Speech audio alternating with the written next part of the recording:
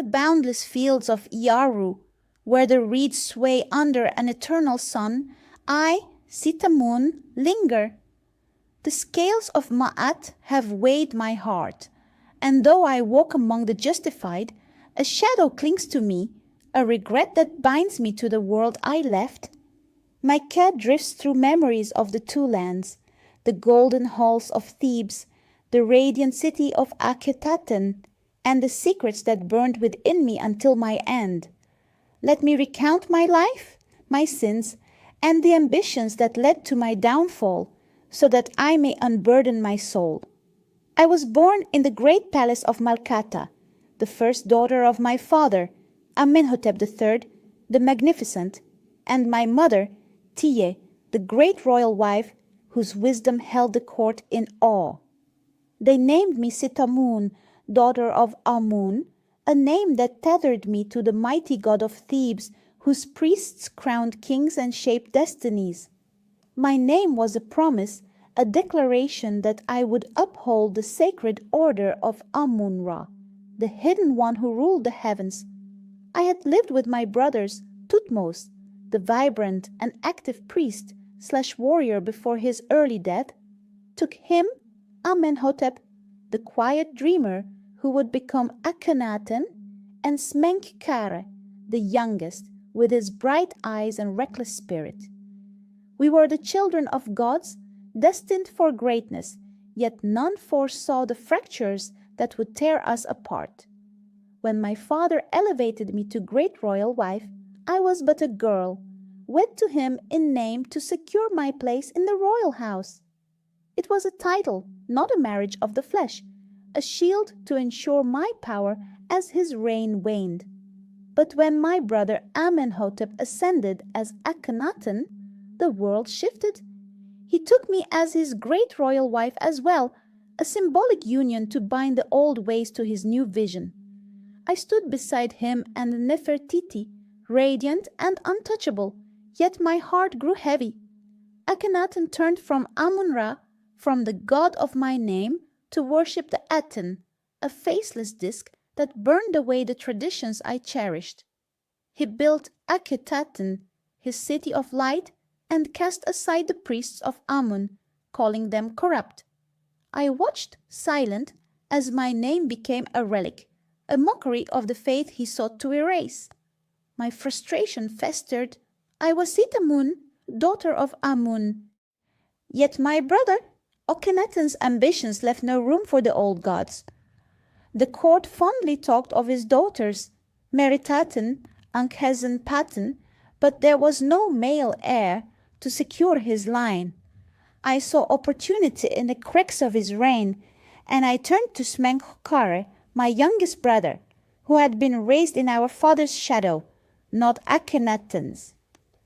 Smenkhkare was pliable, his heart open to me. I drew him close, not as a sister, but as a woman, the whispering of the old ways of Amun's enduring power. Our affection grew in secret, hidden in the shadowed halls of Akhenaten, far from Akhenaten's all-seeing Aten. From that forbidden bond, a child was conceived, my son, my hope, whom I named in my heart Tutankhamun, living image of Amun, a silent vow that he would restore the god that my name honored. Smenkhkare's rise as co-regent with Akhenaten gave my ambition wings. As great royal wife, my position was unassailable, and Smenkhkare's blood in my son made Tutankhamun the dominant heir, a male child to eclipse Akhenaten's daughters. I birthed him in secrecy, with only a trusted midwife and a veiled nursemaid to know the truth. To the court, he was Akhenaten's son, a miracle of the Aten. I maneuvered carefully, ensuring Smenkhkare's loyalty, whispering to him of a future where our son would rule, where Amun-Ra would rise again. But secrets are heavy, and the gods see all. The disgrace of our act, though hidden, gnawed at the royal house. Smenkhkare, torn between his love for me and his duty to our brother, became reckless. his co-regency strained by unspoken tensions. I do not know who uncovered our truth, perhaps a servant, perhaps a priest of Amun seeking leverage, but the knowledge reached Akhenaten. I saw it in his face, the flicker of rage beneath his serene mask, the realization that his heir was not his own. He confronted me in the private chambers, his voice low but sharp as a blade. "Sitamun," he said, "you have defiled the Aten's light."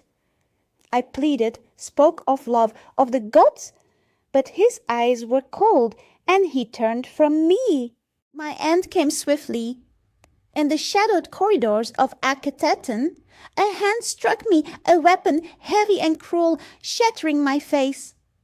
The pain was brief, then darkness. My body was hidden, my name erased from the records, my embalmed mummy tucked away in a forgotten tomb. The younger lady they call me now, my face broken, my story silenced. I know not who wielded the weapon, Akhenaten's order perhaps, or a loyalist acting to protect his vision. My betrayal had undone me, and the gods had judged. In life, my ambition was for Tutankhamun to restore Amun-Ra, to undo Akhenaten's heresy and honor my name's promise.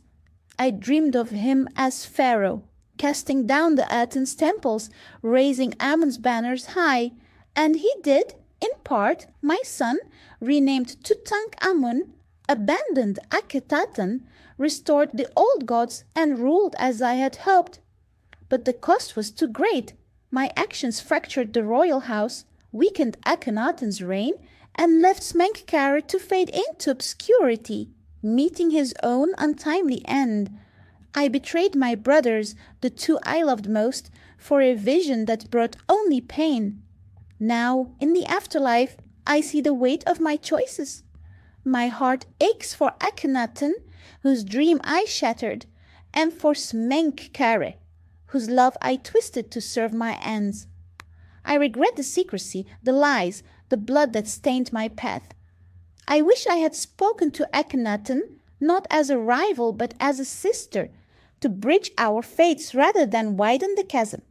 I wish I had guided Menkare with wisdom, not desire. My son Tutankhamun was my triumph, but his reign was brief, and the old god's return came too late to heal the wounds I helped inflict. I am Sitamun, daughter of Amun, and though I walk the fields of Iyaru, my regrets bind me to the mortal world. I pray to Amun-Ra, to Ma'at, to forgive my betrayal, and I watch over my son's Ka, hoping he found peace I never did.